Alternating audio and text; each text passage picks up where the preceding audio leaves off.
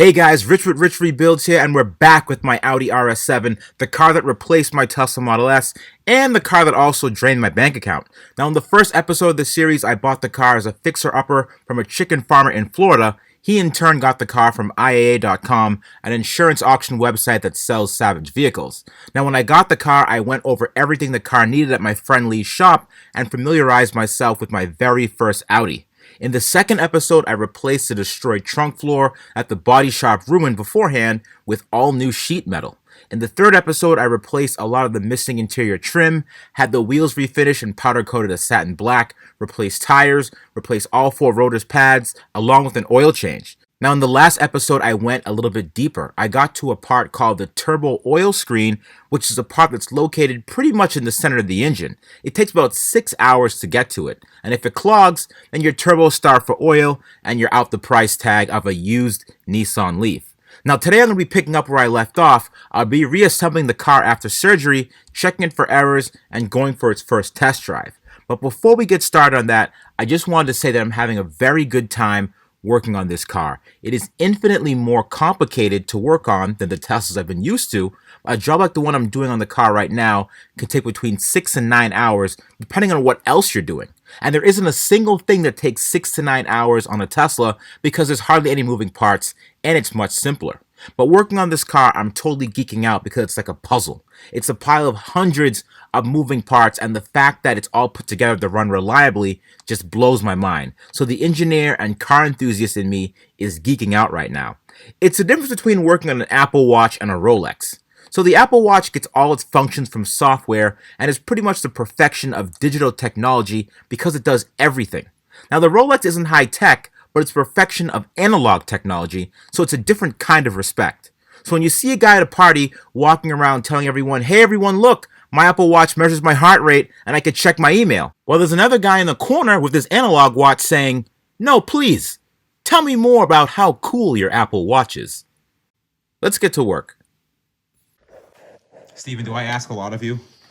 I don't think so. Never. But if you, I swear to God, if you screw up this spacing, I'm gonna be so disappointed. I mean, is it me or is it smaller? There's a lot of room for activities. Is it smaller than the chrome one? No, it's the same. Well, that S does look smaller. This is small. I don't like this already. Because it's black, it looks smaller. That's weird. Black usually looks a little bit bigger. That's what they say, right? Yeah. Whatever helps you sleep. Look at the room, though.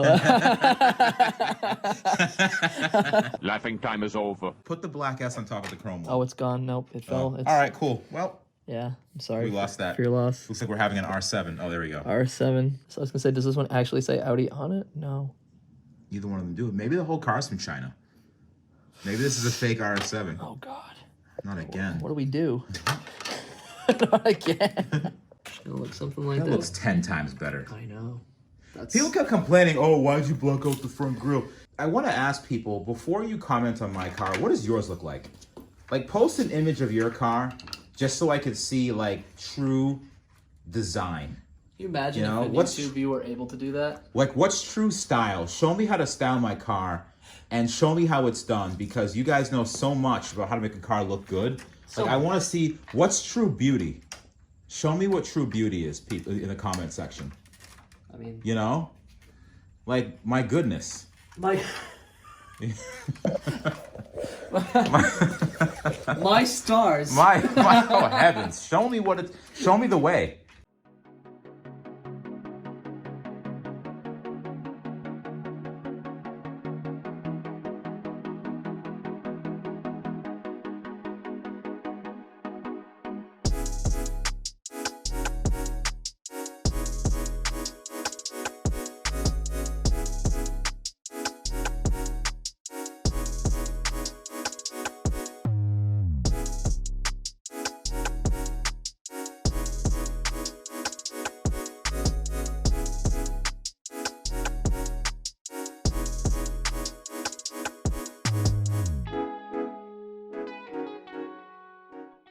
Okay, making excellent progress so far. I have the spark plugs in on both sides.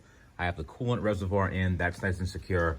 I have to secure the lines to the coolant tank as well, but that's gonna come after I push the front end on more. Next thing I have to do now is I have to put in the check valve. And they recommend a check valve replacement when you do this.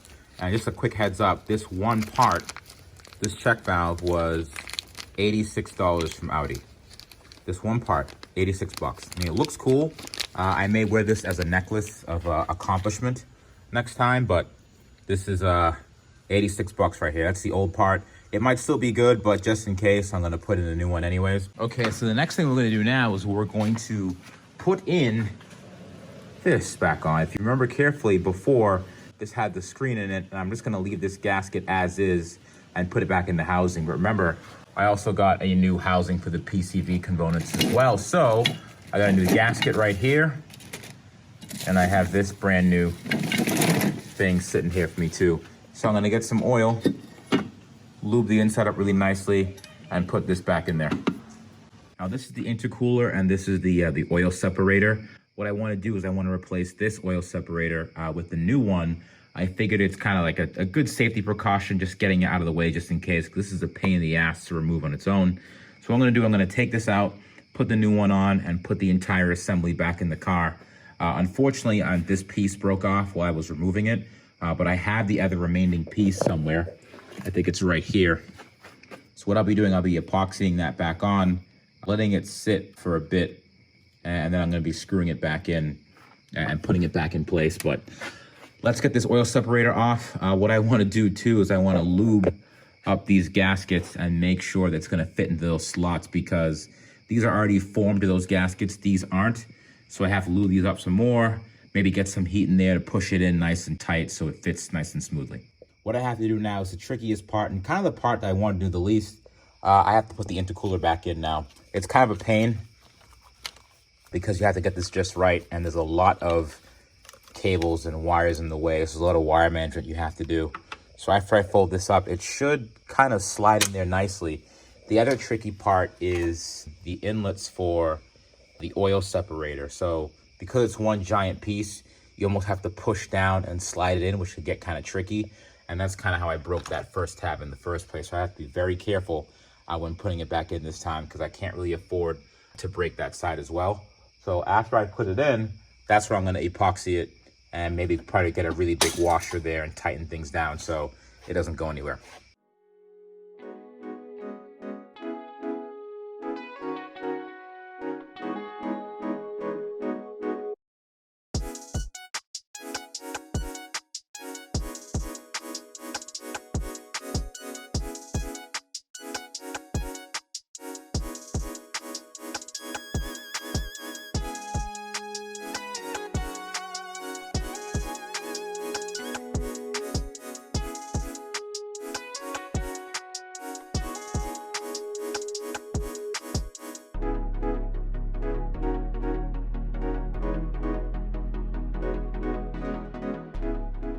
The intercooler is in, the gasket for the throttle body is replaced, the oil lines are in place, everything's in place right now. So what I have to do at this moment is I have to start pushing the entire front end forward and attaching this front half to those frame rails. And the reason why I had to pull this out is because I had to make clearance with the intercooler. Now that this is back in, I can actually start the process of pushing everything back together. So I have to remove these coolant lines, get these pushed up and tucked up out of the way, and then I start the process of really buttoning this thing back up. Now, we normally take a puppy break, but today we're going to take a veteran break. My brother's a U.S. Marine, and I have a respect and admiration for badass people, and my waste management guy is a veteran. So one day when he came by for pickup, he said whenever he comes by, he always admires the Humvee as it brings back memories when he was in the service. I said, well, do you want to drive it? And he said, drive the truck? He said, really? It's your truck. I said, the reason why I have this truck is because of people like you and my brother. So whenever you come by this house, that truck is always yours for you to drive whenever you want. Well, you're in the loop? You might as well. There's a cul-de-sac up there, too. Right.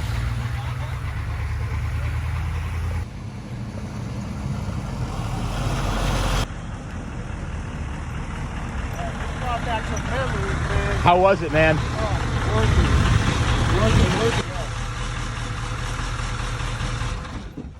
Oh yeah, I remember this.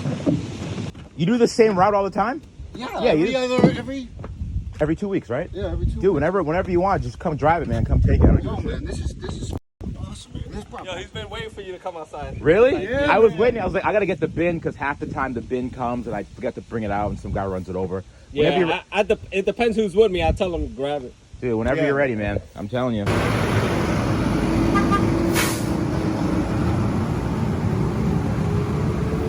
The fitment in these intakes are pretty tight. I just got these installed, and you can't put a piece of folded in half paper in between there. Look, it gets stuck. That's how tight it is. A lot of people were complaining about fitment issues on this, and I kind of understand why, because I feel like if your car is a couple millimeters like out of spec, or one of the turbos is spaced further apart or closer together than they would be, this thing is not going to fit at all. But mine fit fine. I didn't have to do any caressing or modification of the intakes at all. And you thought I forgot about these damn clips. FCP sent me a whole bunch of these clips when I ordered their kit to do the maintenance on the car. So I have this. What I need now is I need the pliers that'll actually squeeze this together and hook that into place. What I should have done was I really should have used the standard hose clamps, but I didn't. And then coming out here, I also have these two, and I have to replace those gaskets as well, those blue ones, with the new black ones that I got. So you gotta make sure you replace all the gaskets when you do this job. And I have the throttle bodies that are almost ready to go in. But after that, there's really not too much else. There's a couple connectors to do, a couple of vacuum hoses to plug in. I have the coolant lines connected. The bottom of the radiator is all set. And the biggest job I've been dreading, and I've said that 4 times already with various jobs because I'm a liar, is the coolant filling. So I have to fill the coolant. Audi requires a different procedure. There's no like radiator fill cap where you just kind of pour things in and hope for the best. This is actually a pressurized system that you have to use. So you have to force pressure into this to effectively kind of force the air out. I don't even know where the air would come from, though. That's the other thing too, is I have to figure out where the valve is that releases the air, but whatever. It pressurizes the system and it fills it with coolant. That's all that matters. I have my Casa de Pot buckets I'm gonna fill with new coolant that I got from FCP as well, and I'm gonna force that into the system. Look how vascular I am. Look at those veins. Damn, boy, you see that?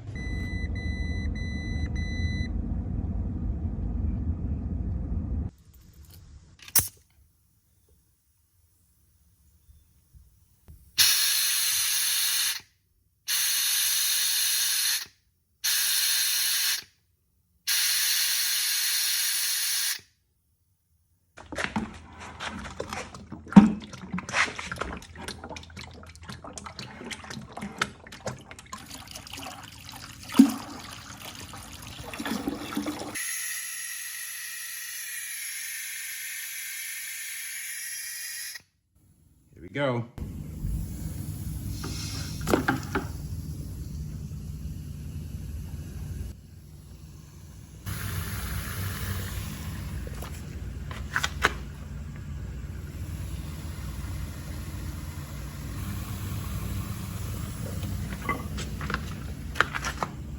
Okay, I'm gonna say I'm ready for this thing's first start. I really hope nothing blows up. This is kind of nerve-wracking, so bear with me here. If the engine starts screaming, then I just can't handle that right now. So let's try it out.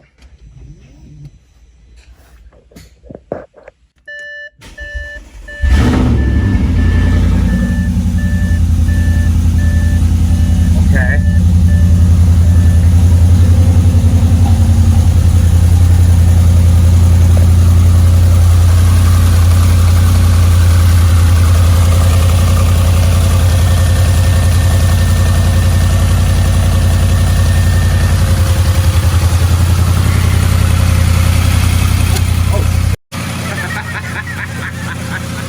Yeah, I'm shocked. I'm personally shocked. I didn't think that this would even work, but I mean, I guess it's working fine.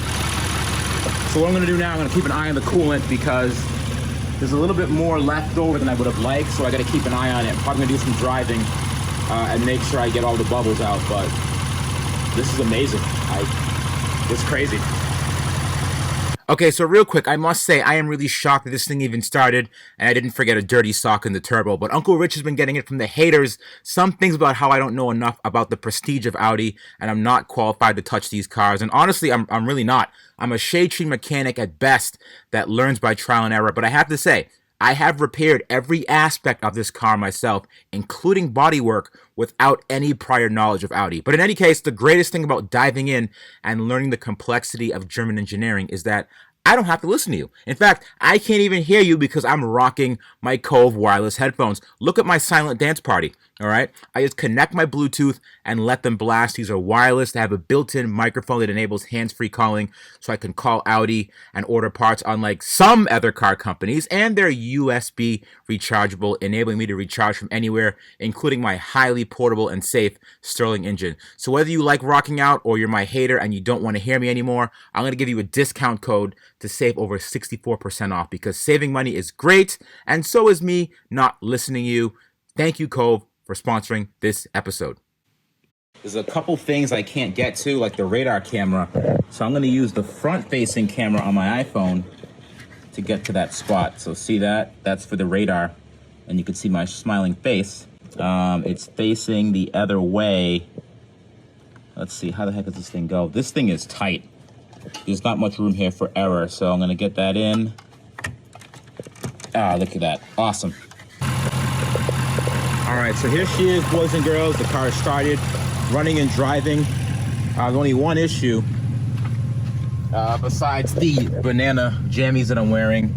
I'm getting almost like a parking distance sensor, or like the front crash sensor for the vehicle. I'm getting that code. I'm not really sure why as yet. And I'm gonna see if I didn't connect something properly with that, or there's a shorted wire somewhere. Okay, so I don't know if this is like a hard code or a soft code that's in there when it detected when I unplugged it before, but for the heck of it, I'm gonna plug in my Autel here.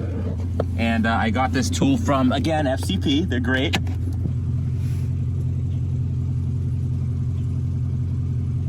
Audi. So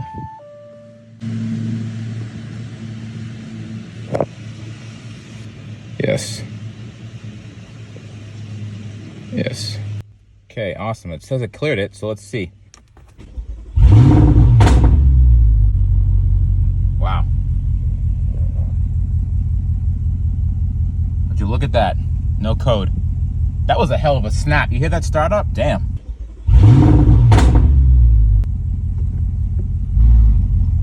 This car is a monster. All right, I know you want to hear some sounds from this bad boy, so let me play for you the sound of my people.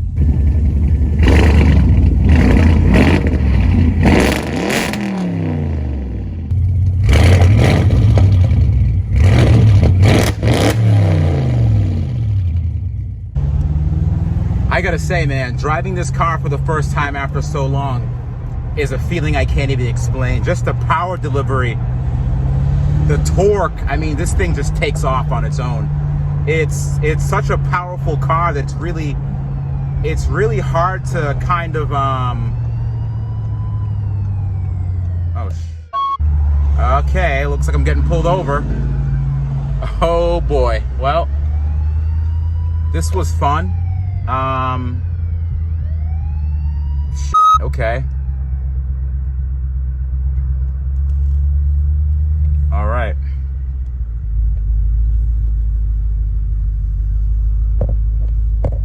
Okay.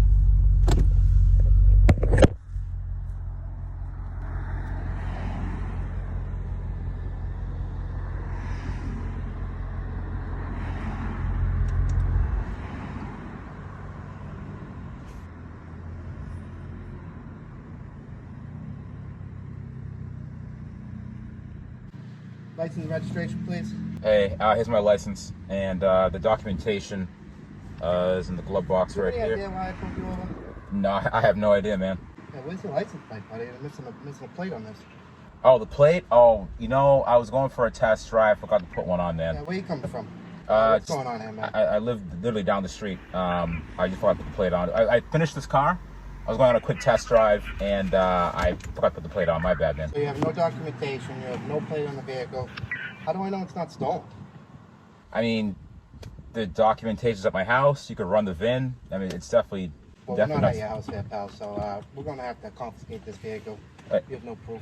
Yeah, I mean, Anything dangerous in the vehicle? Any weapons or anything I should know about? No, the car's clean, man. I just have some tools and... Okay, can you please step out the car, bud? All right.